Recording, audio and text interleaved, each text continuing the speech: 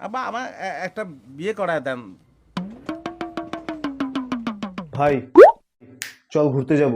কোথায়? কোথায় আবার? বাইরে। না রে, তুই যা, বাইরে যে গরম। হ্যাঁ তো গরমকালে গরম পড়বে না?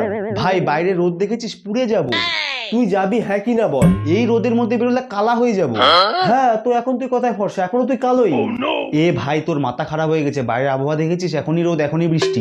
ভাই তুই মরদ হয়ে ভয় পাচ্ছিস? ভাই তুই পাগল হয়ে গেছিস। তুই পাগল, তোর বাবা পাগল, কেন বাইরের লোকজন বেরোচ্ছে না? ভাই শরীর খারাপ করবে।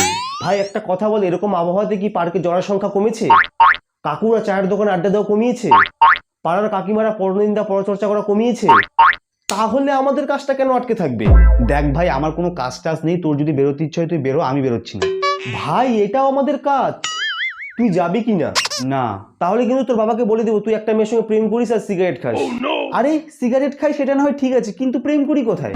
হ্যাঁ জানি প্রেম করিস না, তবুও বলবো। কি হারামি মানুষ তুই। কাকু যাচ্ছি চল।